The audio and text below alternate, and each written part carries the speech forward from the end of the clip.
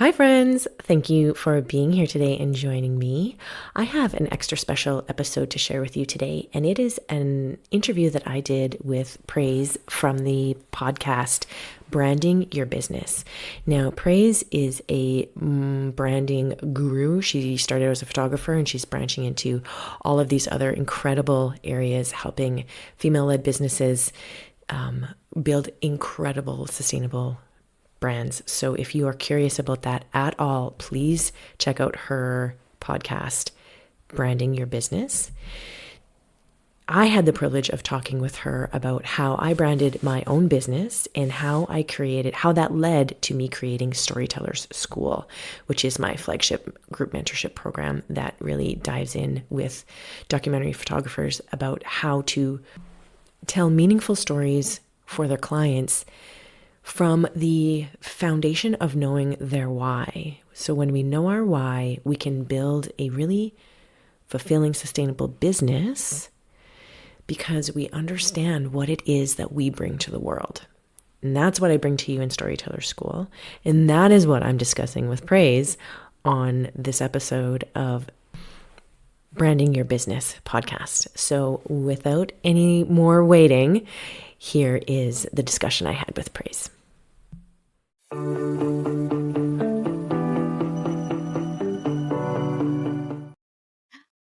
This is so exciting. Welcome to the Branding Your Business podcast. I have the joy and honor to be with my friend Bobby Barberich today. So I've been fangirling Bobby for a while now just because her style of documentary photography and her approach to it will just make your jaw drop. She has built such an incredible brand of noticing things, telling stories in a way that feels natural and insightful.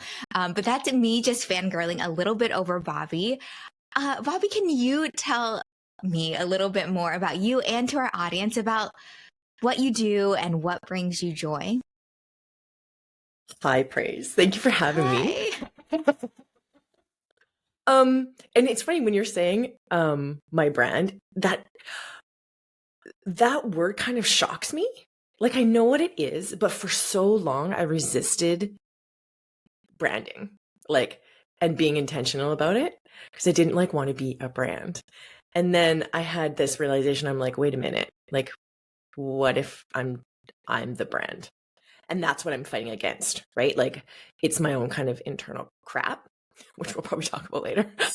But yeah, thank you for saying that I am a brand and I have a brand, and I appreciate that because that's been a long road for me. But yeah, I'm a documentary photographer.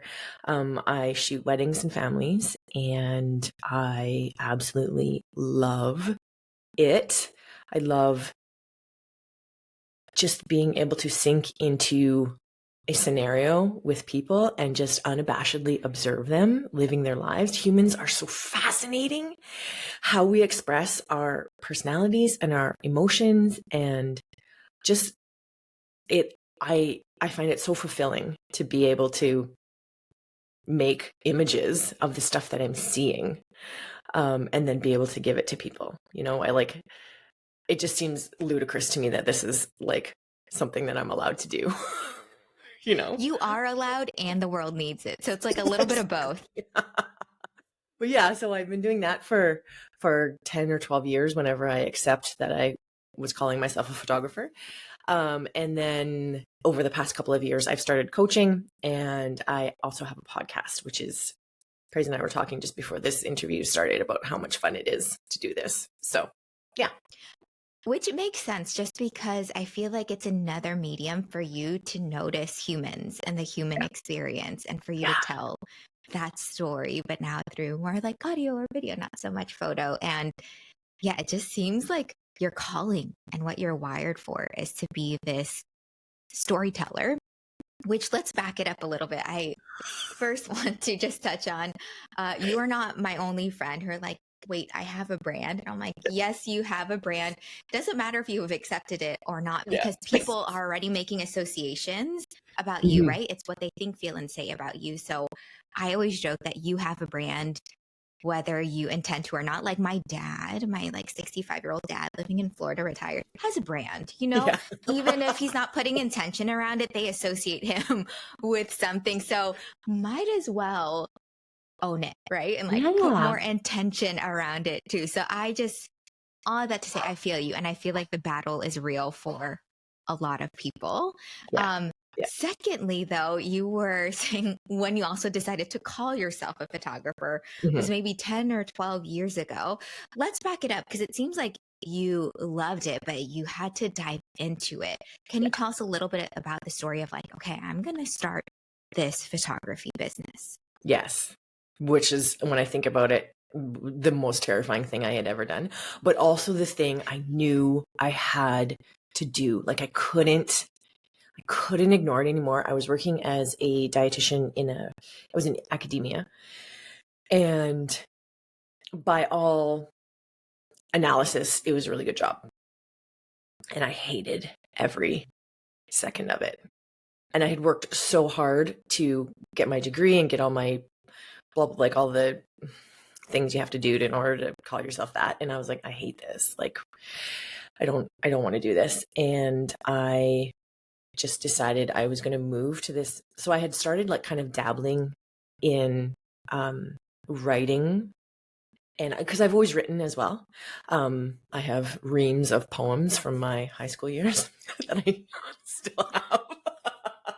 And like Perfect. certainly like through university and stuff, like writing short stories and stuff like that. So this has always kind of been in my blood to want to tell stories. And it was also how I processed a lot of stuff, like a lot of the trauma that I had been through. And it was an inadvertent way of trying to heal some of those things. I didn't consciously know that's what I was trying to do, but looking at my work, I'm like, oh yeah, this is how I was processing some really big stuff. And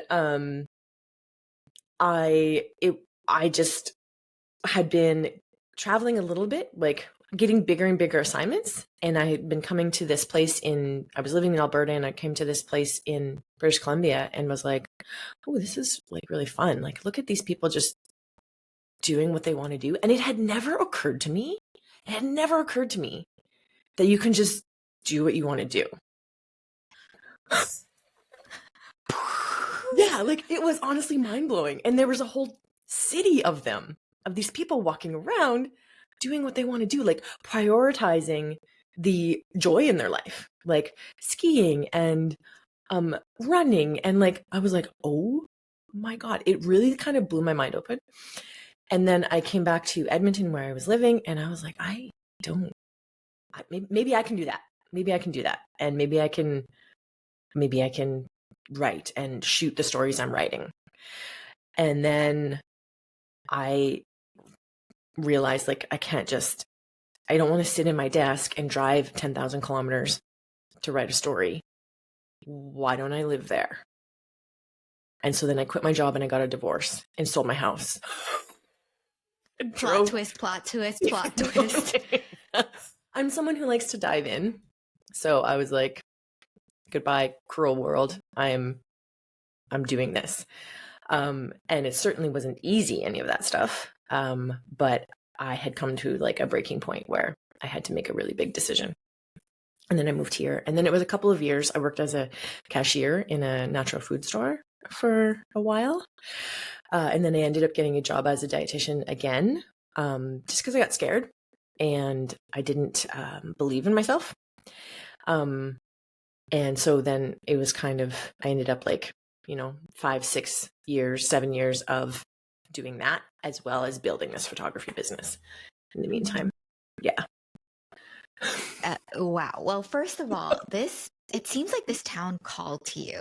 It did. Like it spoke to you. And I love hearing when inspired people inspire other people. And it just seemed really contagious for you that you went back to Edmonton. You're like, I can't get this place out of my mind. Yes. I have to go back. And you just had to make that hard choice. But it also seems like what I hear from your story, it's like 2 steps forward, 1 step back. Because even then you went to this town that was calling to you. What is the name of your city? Nelson. You went to Nelson. Nelson and then you're like, I'm going to do this thing.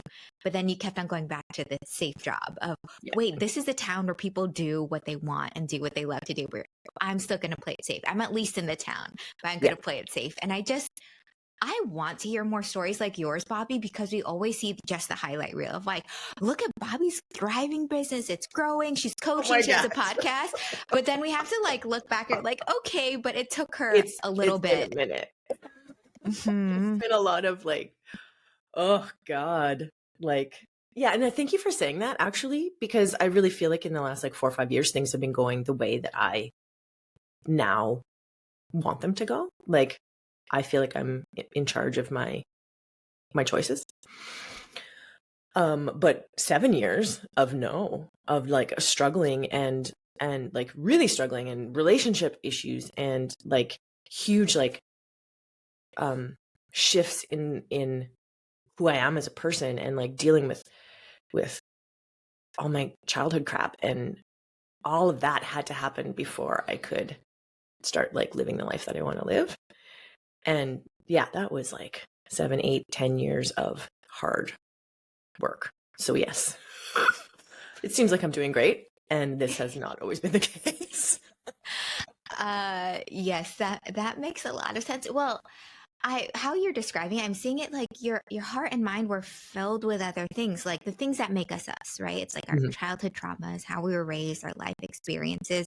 And not that those things ever leave us, but we somehow have to come to peace about them to make that space to Yeah. step into like the next season of Bobby, step Yeah. into like the next right thing. Which my question for you now is was there an aha moment where you're like, okay, now this is the like life I'm living? Or did it take a while to even realize that you Yeah, I had think made I it? had that realization like yesterday morning. Perfect. Because I don't think um there's been definitely seasons where I'm like, hey, this is going good, or like, ooh, I did the thing that I wanted to do. Like the first year I hit 6 figures, I was like, ooh, hello. But prior to that, I was doing 40 to 60, and then I had like an 80 grand year where I was like, oh, like it just sort of seemed like a fluke. I'm like, whoa, wait a minute, how did that happen? And then I think that was, I think that was probably an aha moment where I was like, oh, I have to actually look at this to figure out how I did that. And then maybe I can do that again. And then I was like, okay, 100K. I want 100K next year. As soon as I saw like 86 on my tax income thing, I was like, oh, like I didn't even know until I did my books that I had hit 86. And I'm like, oh, okay. So this is like, it's within reach, like I was baby stepping all the time. And like at 40 to 60 wasn't even on my radar, like no way, totally impossible. And I remember telling my nephew that I had made, he asked me how much I had made, and I was like, oh, 55K. And he's like, whoa, that's a lot. And then as I said it, I'm like, no, it's not. Like, take out expenses, and that's like what, like 35 or something? Like, that's not very much. And then the next year I hit 86. And then I'm like, okay, I have to, this seems doable. And then that intentionality behind my pricing and my branding. Yeah. Which thank you for, again, like we need more stories of this too, because you are not, again, my only like entrepreneurial friend of like, oh, so I'm a creative and I also need to pay attention to my numbers. Yeah. Like sometimes we just think like, oh, let's just like keep it in the closet. It should grow by itself, right? Like it should fester and grow. Like, no, you kind of have to look at it. But what I really love, and I think will inspire our listeners too, is you looked at it and you weren't scared of it. You looked at it and it inspired you. You're like, oh, I'm going to look at it deeper to figure out, like, to reverse engineer what I did so that I can turn up the dial and do it some more. And just because Bobby and I have known each other for almost a year now, and our businesses, we know our businesses intimately, I know that you are surpassing that initial mark, and you just keep going and you just keep glowing, which I'm so glad that we can reflect and be like, oh, we're making it. This is happening, which we also have to realize, again, why I'm fangirling over Bobby. We can talk about numbers, but this is also numbers that represent lives that are impacted. Just because what you do with families and weddings is so powerful. You are helping people remember these really special moments, which I kind of have a branding question for you then, because Sure. here you are as a documentary photographer, you are photographing a bit what's there. Mm-hmm. But I know that you are putting intention around your brand. So, what are the feelings of the Mm-hmm. people you photograph? What are those feelings that you want them to have Yeah. anytime they interact with you? Okay. I can tell you what they are, and then I can tell you why. And I think Mm. that's the bigger branding thing that we can dive into, if maybe we were going to get there anyway, but I'm just putting that out there just so that we don't forget to like go into why. So I want my clients to feel joy. And it seems weird. My light is doing something weird. It seems weird to say, I want you to feel this, but that's what branding is, right? Is like we want our clients to feel something and therefore support us or buy our thing, right? Is that right? Praise? Well, Is that yeah, right? yeah. You're like, that's what it is. You Wait, actually. that's what it is, right? Well, keep going. I'm not going. What you're Okay. saying is not false. Okay. You're Okay. saying the right things. Yes. Yeah. So I want them to feel joy and I want them to feel gratitude. And joy looks different for different people. At first, like when I first started like glomming onto it a little bit, the photos that I was recognizing that I enjoyed the most, for a year, the year I hit my first 100, my my kind of tagline in my head when I was choosing what I was posting was open mouth smile. And because I really liked the images that were very expressive of people just like really in it, you know? And when we're really in a moment, our mouths are wide open, our eyes are wide open, we are like throwing our heads back. We are like doing it, right? Like we're right there. And then when I got deeper into like, okay, what are my values? How do I want to experience my life? I'm like, oh, one of those things is joy. Like I really respond to joy. And it's not necessarily an open mouth smile. So how else do people experience joy? And that's just kind of a thing that is going through my head at all the time when I'm watching people. And then the gratitude is because we have so many hangups, and those things rob us of our joy. And I feel very strongly about this, that like, who is profiting from your self-loathing, right? Mm. There's companies and expectations and just people who are like robbing you of that joy. So I want people to feel gratitude when they look at these images and they're like, oh, look at what we have. Look at what we have. And those things are really hard to see when we have our own hangups. And so I really believe as photographers and even as other people who love someone, like when we look at the people we love, we don't see those hangups. We see them for who they are and we just fucking love them, right? Yeah. We don't see any of that stuff. But like we look at a photo of ourselves and we're like, oh, my nose is too big. Like it's bullshit, everybody.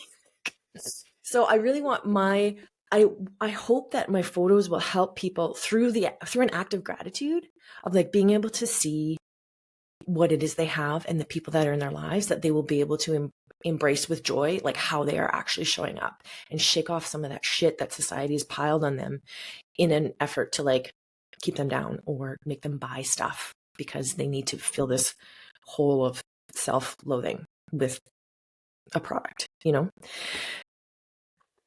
Just gonna take a moment of silence, let some of that sit, because I feel like Bobby's just shedding some light on like our materialistic, like capitalistic Yeah. society of just like asking a question: who is profiting from this feeling? Like there was perhaps a brand out there who said, actually, we want people to feel like I want them to hate themselves.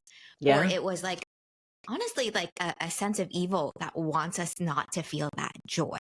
Yeah. And being able to step back and be like, yeah, who is this benefiting? It's not benefiting the people you love. Like, even from that external, like, you're going to flourish and your people around you are going to flourish when you're also joyful and content and grateful too. And it's, yeah, I know we're getting really philosophical as photographers, but what a gift that we're able to reflect this. And again, capture the human experience, but it's not only capturing the human experience, it's also seeing some of the downfalls of humanity and just being like, hey, we notice these things about ourselves. We're all in it.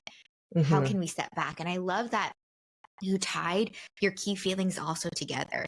Like joy is so important to you personally. It's also important to your brand of what you want people to experience. And because sometimes joy is lacking, you also want people to feel grateful, which will help affect their joy.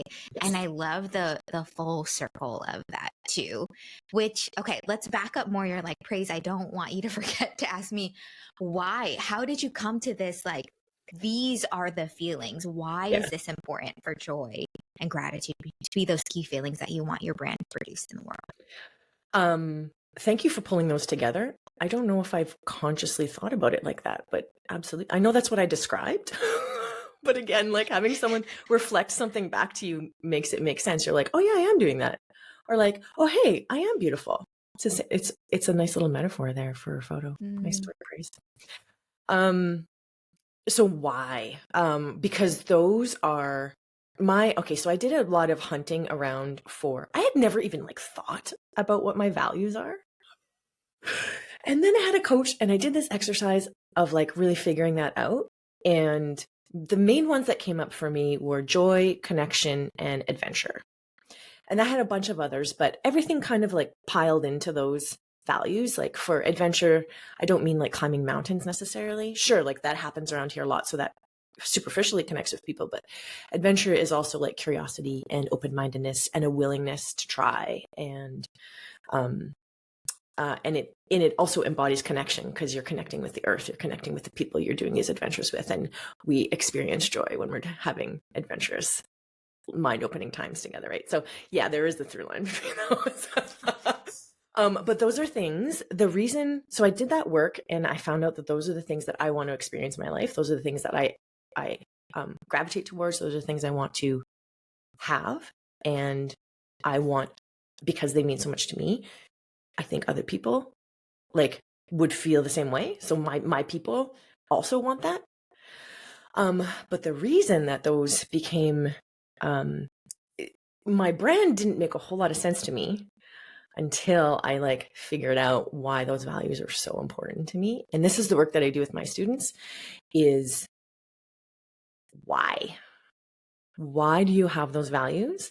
And then we dig into formative experiences that help us to realize where those values come from and why we seek that out in our art. And photographers often have a hard time calling themselves artists, but art is a form of self-expression. If you express yourself, you're an artist, which is everybody, right? We're all artists, but we just like to pigeonhole it to only certain people are artists. Like, no, I think we're all artists. We all need to express ourselves. So when I figured that out, the reason joy, connection, and adventure are so like intrinsic to who I am as a human and why I think I feel even called to share it now is because those are things I didn't have as a kid. Again. And it was, yeah, totally. So when I tapped into that, I was like, oh my God, like other people must feel like it helped me clarify so much why I was doing what I was doing that I really want to help people to be able to do that as well. And those might not be the things that work out for you, but if we look at our formative experiences in there somewhere is why you're doing this. And when you can figure out why you're doing this, that's your brand. Bam. High five. We're ending it. Done. She did it. She crushed it, teaching everyone. Yes, please. Which we're gonna dive more into Storyteller School because it sounds like part like learning how to do documentary photography slash a little bit of therapy, which I love. I love, but that Yeah. is really eye opening. Yes, because right, oftentimes we either go the direct opposite of how we were raised or we want to mirror it, right? Like, Yeah.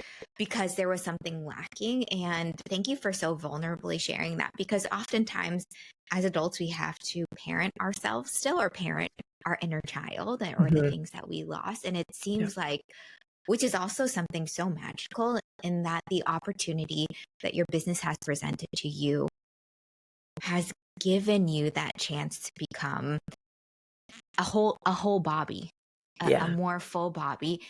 And again, like the ripple effect, the fact that you photograph families with Mhm. this why, with these values, is how important it is for them to embrace, like, you are providing this for your kids right now, and how special Yeah. that is. Which, can I just ask you, as someone who, like, I cry sometimes when I'm photographing people, and like I like try to keep professional, but how Yeah. do you navigate some of these emotions as a documentary photographer when you Um, see things that are like happening in front of you yeah. that maybe you didn't have as a child? Yeah. This is not on the script, people. This is me asking Bobby very like, so tell I me like going more. off script, off road. Yes. Um, so I think part of the reason that I picked up a camera and why I wrote, but a camera allows me to capture something and not have to feel it. I can feel it later when I'm safe. It allows me to, like, when I recognized that this was that photography was therapeutic for me. I also noticed that it was giving me an opportunity to experience something and not have to be part of it, because that was just too much. It was just like I didn't have the emotional maturity to, like, be there in the moment, but I could experience it later, which doesn't affect how I photograph, I don't think. Well, maybe I'll dig into that in the next phase, in my next era. But, like, that is what it allowed me to, like, be open to them without being vulnerable. And then later, when I'm looking at them, it's so funny, Praise, when I am shooting and then I'm looking at things in Lightroom, I can hear the conversations that they're having.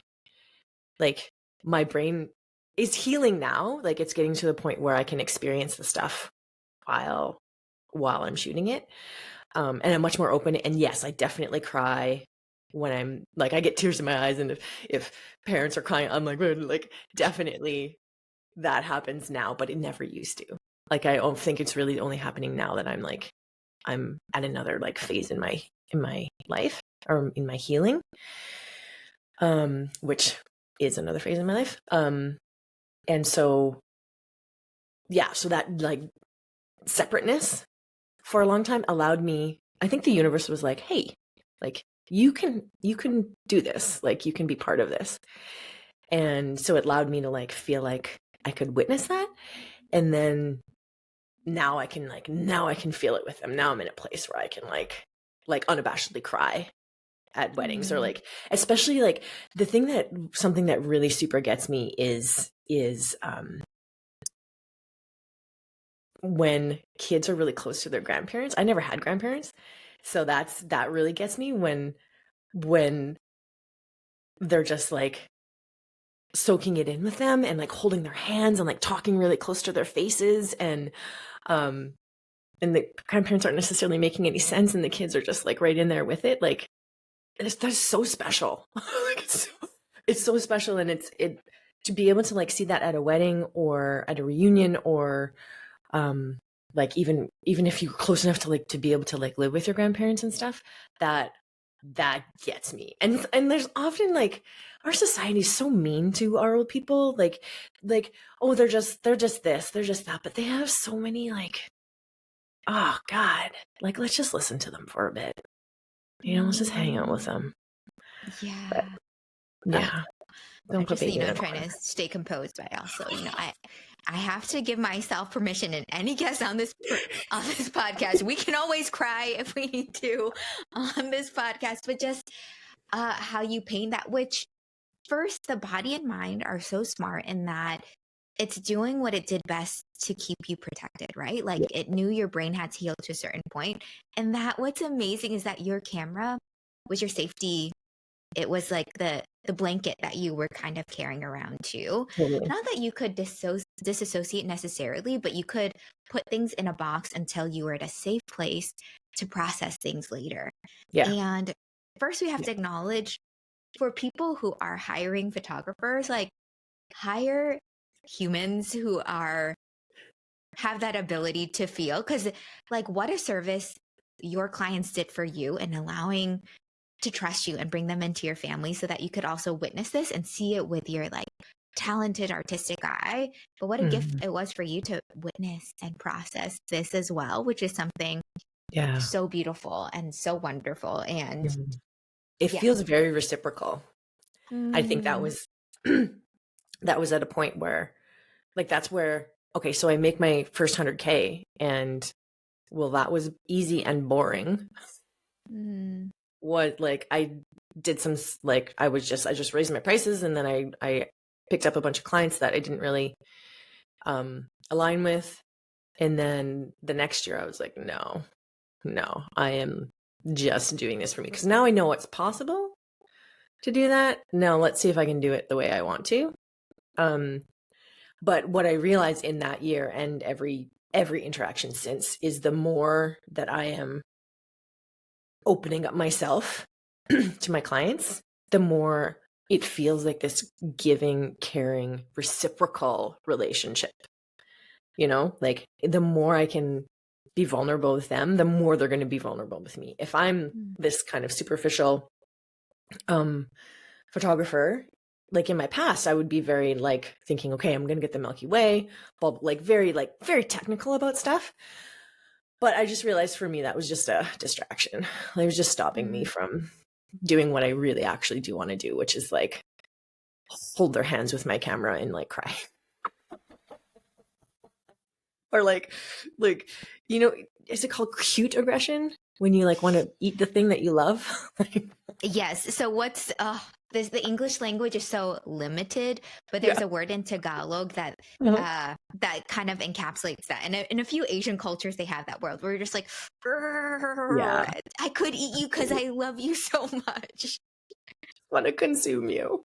Yes. Feelings. I never felt those before. And now that I'm like opening up to that, because I can see, I can, and I don't just see it anymore. I can feel much more empathetic. I guess I'm just much more openly empathetic to everything that my clients are experiencing. And that makes their photos better, 100%.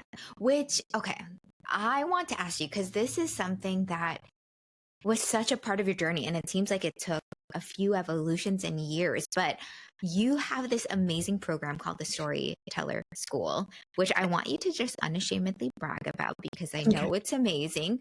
But tell us a little bit about what you teach. You don't have to tell us everything, but how do you teach people to kind of like fast forward all these things that you learned to get to this point of like empathy and noticing and telling these stories that really matter?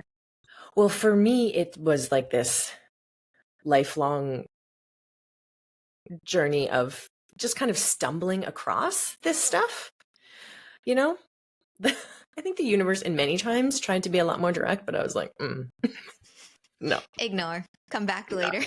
Not ready for that. But now that I've done it and now that I so deeply believe in it, I can see where people are at. And like as a dietitian, I also did took a bunch of therapeutic training and certifications and stuff. So I have like a therapeutic lens. It's not therapy, folks, but we have to be able to dig into some stuff that we had no idea would impact photography or how you see the world. So the first like month, we dive right in, and some quotes from my students is like, I didn't know we were going to dive in this fast. But it's very safe. It's almost like just a little bit like of a joke between us. We're like, okay, we're really going in, we're doing this. But so for the first month, we're talking about values. We're talking about our personal stories. We're talking about how we kind of have in the past photographed things. And then I help them to see, like, you have had this vision for some time. It's just, we have to develop the technical chops to be able to like actually pull it out so that you can more consistently do this. So we dive into that, and then we talk a lot about your gift. So I have this theory that we come into the world with a very specific gift.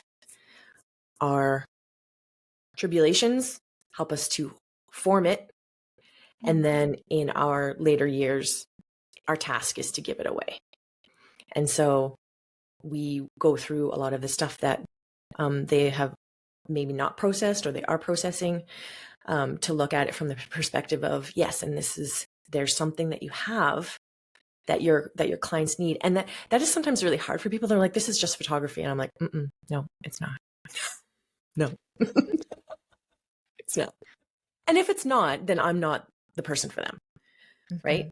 Like, and that becomes really clear. And I hope that is very clear in my advertising and stuff, is that, or my marketing, is that like, this is for folks who have this need that they want to tell stories. Right. And so we get into why you have that need. That's the first, like, we do that throughout the course, but that is definitely the first month. Second month, then we're working on, okay, storytelling. What's our message? How does this play into our brand? We write a brand bio based on our values. Like, we're not just like esoterically like considering these things. We actually like constructively put it into things that they would use in their marketing and on their website and in their social media and stuff. And then we revise or build new websites based on all of this work that we've done. So now that we have this clear like vision of who we are, how we show up in the world, how our work is actually different, then we present it in, this is how you do it. And that ties in SEO, it ties in all of that stuff, but it happens really naturally because now everything makes sense. Like, when we understand what our perspective is and what our voice is, like when we intentionally understand that, everything becomes so much easier, 1,000%, because we need more businesses that are run by leaders who are aligned with who they are and what their values are. There are so many people who don't have that self-awareness, who haven't taken the time, who haven't invested in themselves to really understand that. Because as service providers, it's very hard to serve other people wholeheartedly if you haven't even taken that time to do that service for yourself. And it seems like you take people through this really natural journey to be able to get there. And I love that you are putting an emphasis. You're helping them a lot with their business, right? Like, this is going to result in more eyes on what you do, more revenue, more great clients. But that's way later. It's coming back to these basics of what is that gift? It's been formed in you. Now it's time to give it to others too, which I think, Bobby, is so beautiful. And I will also say, to reflect back to you, really exudes your values of joy, connection, and adventure. Like, through Storyteller School, you're living out your values. So you're like, hello, this is so meta. Like, you are teaching without even teaching, right? Like, you don't even have to say it, but you are living it out, which I think is something so Praise. beautiful and like so wonderful. And so there's a lot of feelings. Again, we have permission to feel this way. As people want to learn from this wise sage that is Bobby, how can people get connected to you? How can people support you and learn more about what you do? I have 3 Instagram accounts. Perfect. So list them, spell them. Barbarich Photo, documentary family photo, because I want it to be very clear. And then my podcast is Tilt and Shift Podcast. Those are all on Instagram. My website is bobbybeducation.com. And my website is bobbybarbarich.ca. There was something that I was going to say, but it'll come to me hopefully in a few seconds. Well, okay. Closing question of, we are rounding out 2023 or going into 2024.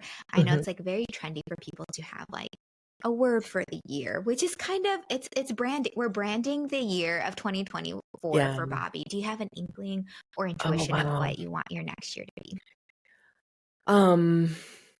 Expansion. Yeah. That just came to me. I'm going to write that down. Where's my Post-its? We need this. We need to write it Yes, down. all my Post-its are right here. Expansion. Yeah. Yeah. So this year has been particularly big and also really meta because now that I'm regularly coaching people through this process, it reinforces my own why and what I'm doing and how I do it. Right. So it's so, fortuitous, or what's the right word? It's so reciprocal with my students. Like, sure, I'm guiding you through this, but like you're emboldening me and like empowering me to continue empowering others to be able to do this. Like it just has this exponential effect or whatever. But yeah, expansion came to me, I think, because this year, the last 2 years have really showed me what's possible and what I'm capable of and where my path is going and like where I'm choosing to take my path, maybe is more accurate. But yeah, expansion in all of those areas where like this feels great, but I bet we can make it even greater, Yeah, expansion is exponential, right? Like Yeah. it just kind of keeps on going. Once you get to Yeah. this point, now you've How, grown out of that fish tank already. yeah. Go to the Yeah. next Like one. how can we help other people do this? What other areas can we move into? Because it makes all the difference, man. Oh, this was so good, Bobby. Thank you so much for holding space with me, for doing a mini therapy session with me on this podcast. And also, I feel as if you're going to be a real inspiration to people, again, of just how those people in Nelson inspired you in the past to live a life Mm-hmm. of doing something you really love. I feel like people hearing your story will feel the same way too, of just really leaning into the thing, even if it's 2 steps forward, maybe 1 step back. It's like this self-discovery that's super important. Again, it's Yeah. you were forming your gift and now Yes. you're sharing it. And now people can follow you on all 3 of your Instagram accounts so we can witness the continual expansion. So thank you so much, Bobby. Oh, Praise. Thank you. And there you have it, friends. I hope you were able to pull from this some illuminating elements to bring to your own photography business. Perhaps you're thinking about venturing into documentary photography. Perhaps you're already there and you need some help with it. I am here to help you. It has been my journey and I'm here to share my journey with you. Huge shout out to Praise for sharing that audio with me. Please check out her podcast, Branding Your Business. And I look forward to talking with you at our next episode. Thank you for being here. Have a beautiful day.